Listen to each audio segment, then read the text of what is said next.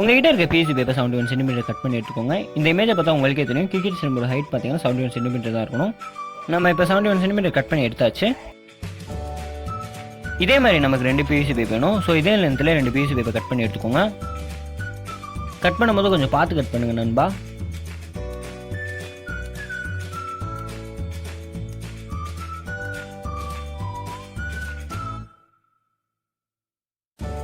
இப்போ ஒரே லென்த்தில் 3 பீஸ் நம்ம கட் பண்ணி எடுத்தாச்சு.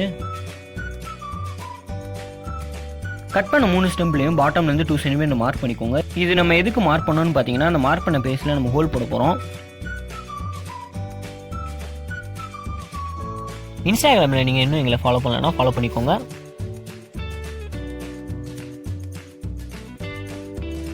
நான் ஓட்ட போடுறதுக்கு ட்ரில் பிட் யூஸ் பண்ணுறேன். நீங்கள் கம்பியை ஹிட் பண்ணி கூட ஓட்ட போட்டுக்கலாம்.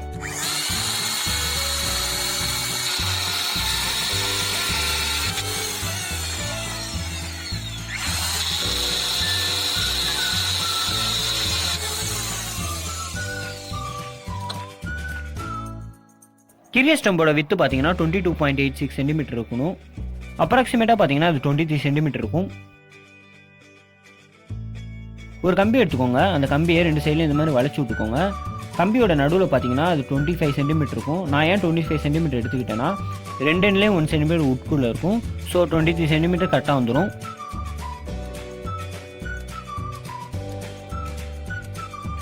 நான் எடுத்துக்கிட்ட கம்பி பார்த்தீங்கன்னா ரொம்ப மெலிசாக இருந்துச்சு. ஸோ அது ஸ்டெம்ஸில் போட்ட ஓட்டையில் சரியாக உட்காரல. அதனால் நான் கம்பியில் இந்த மாதிரி டியூபை இன்செர்ட் பண்ணிக்கிட்டேன். இப்போ அது ஆடாமல் இருக்கும்.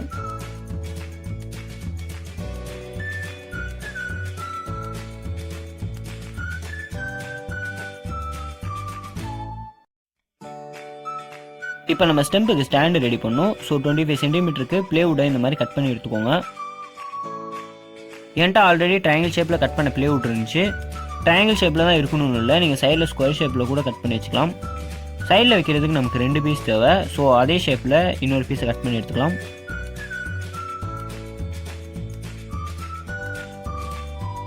இப்போ நம்ம கட் பண்ணி எடுத்தாச்சு. இப்போ ரொம்ப முக்கியமான விஷயம் பார்த்தீங்கன்னா, நம்ம கரெக்டாக மார்க் பண்ணணும். சைடில் இந்த மாதிரி மவுண்ட் பண்ணிடுங்க. அப்போ தான் அது ஆடாமல் அசையாமல் இருக்கும்.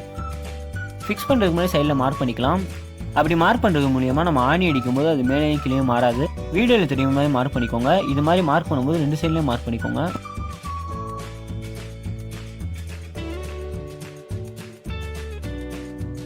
சைடில் ஃபிக்ஸ் பண்ணுற பீஸில் சென்டர் பாயிண்ட்டை மார்க் பண்ணிக்கோங்க.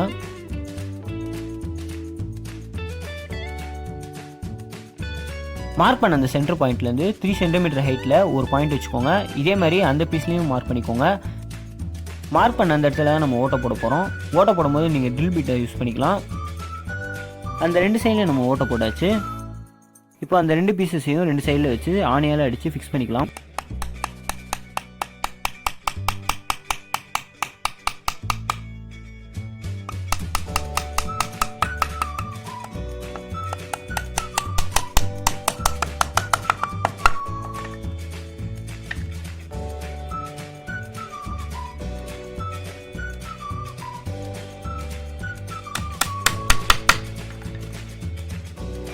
ஃபிக்ஸ் பண்ணதுக்கப்புறம் பார்த்தீங்கன்னா அது இப்படி தான் இருக்கும்.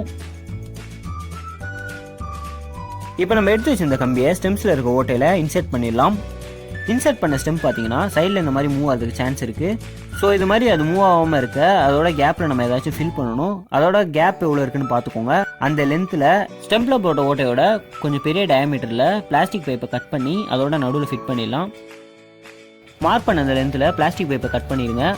மார்க் பண்ண அந்த லென்த் பார்த்தீங்கன்னா 6.5 சென்டிமீட்டர் வந்துச்சு. ஸோ அந்த லென்த்லேயே நான் கட் பண்ணிக்கிறேன்.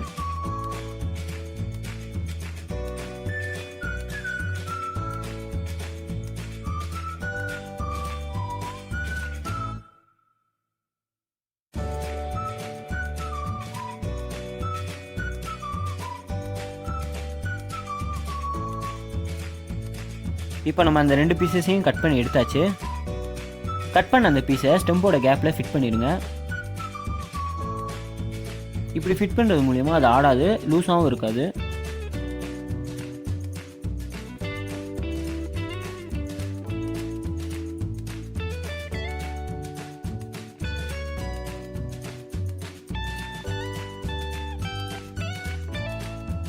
3 ஸ்டெம்பையும் ஸ்ட்ரெயிட்டாக நிப்பாட்டிக்கோங்க. நிப்பாட்டினதுக்கப்புறம் ஒரு பிளெயின் உடன் பீஸ் எடுத்துக்கோங்க, வீடியோவில் தெரிகிற மாதிரி. ஸ்ட்ரெயிட்டாக நிற்கிற அந்த 3 ஸ்டெம்பும் கட்டையில் இடிக்கிற மாதிரி பார்த்துக்கோங்க. இடிக்கிற அந்த இடத்துல கரெக்டாக பார்த்து மார்க் பண்ணிக்கோங்க. அப்புறம் ஒவ்வொரு ஸ்டெம்போட சென்டர் பாயிண்ட்டையும் மார்க் பண்ணிக்கோங்க. அந்த இடத்துல நம்ம ஓட்டை போட்டுடலாம்.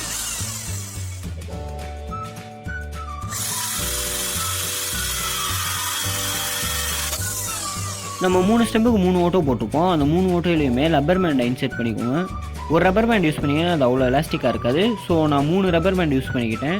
3 ரப்பர் பேண்ட் யூஸ் பண்ணுறது மூலிமா அது நல்ல எலாஸ்டிக்காக இருக்கும். பால் பட்ட வேகத்தில் ஸ்டெம்ஸ் அதோட ஒரிஜினல் பொசிஷனுக்கு ரிட்டர்ன் வந்துடும். வீடியோவில் தெரியுற மாதிரி ரப்பர் பேண்டை அந்த ஹோல்ஸில் இன்செர்ட் பண்ணிக்கோங்க. இதே மெத்தடில் ரப்பர் பேண்டை டைப் பண்ணி நாங்கள் பார்ட்டி பாப்பர் செஞ்சுருந்தோம். அந்த வீடியோ நீங்கள் இன்னும் பார்க்கலன்னா கீழே டிஸ்கிரிப்ஷனில் லிங்க் தந்திருக்கேன், மேலே ஐகார்ட்லேயும் கொடுத்துருக்கேன், மறக்காமல் செக் பண்ணி பாருங்கள். வீடியோ பிடிச்சிருந்தா உங்களுக்கு லைக் பண்ணுங்கள்.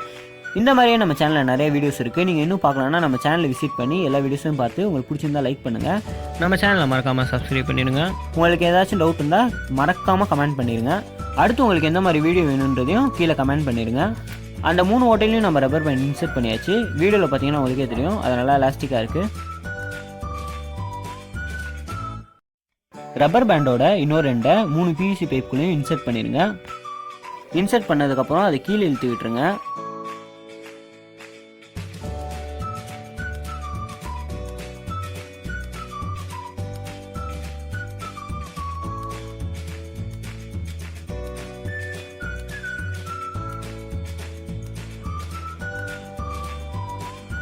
இன்செர்ட் பண்ணி அதை கீழே இழுத்ததுக்கப்புறம் ஆணி வச்சு அதை அடிச்சிடுங்க.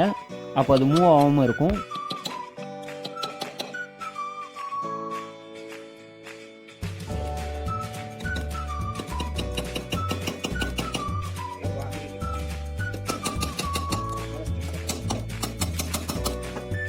ஃப்ரண்ட்டில் இருக்க கட்டையோட அதே லென்த்தில் இன்னொரு உடன் பீஸ் எடுத்துக்கோங்க. அந்த உடன் பீஸை ஸ்டெம்பை பின்னாடி திருப்பி இந்த மாதிரி பிளேஸ் பண்ணி ஆணையால் அடிச்சிடுங்க.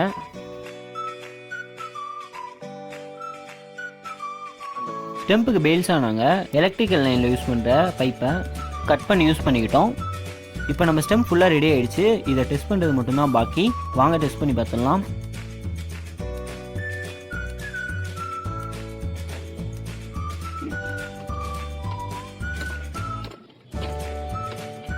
வீடியோவில் உங்களுக்கு நல்லா கிளியராக தெரியும்னு நினைக்கிறேன். நம்ம ஸ்டெம்ப் அடிக்கும்போது அதோட ஒரிஜினல் ஷேப்புக்கே அது திரும்பி ரிட்டர்ன் வந்துடுது.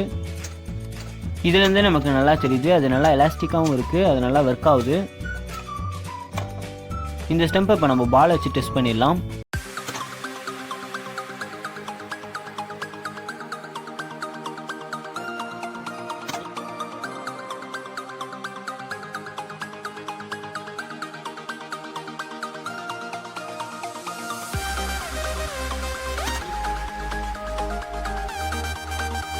நிறைய நண்பர்கள் கேட்டிருந்தீங்க, பேப்பரால் செஞ்ச கிரிக்கெட் பேட் உடஞ்சிருமா, ஸ்ட்ராங்காக இருக்குமான்னு. நான் இப்போ வரைக்குமே அதான் யூஸ் பண்ணிகிட்டு இருக்கேன். கிரிக்கெட் பால் லான்ச்சர்லையும் நான் அந்த பேட் தான் யூஸ் பண்ணியிருந்தேன். நீங்கள் இன்னும் இந்த பேப்பர் கிரிக்கெட் பேட் செய்கிற வீடியோவை பார்க்கலன்னா கீழே டிஸ்கிரிப்ஷனில் அதோட லிங்க் என்ன மறக்காமல் பாருங்கள்.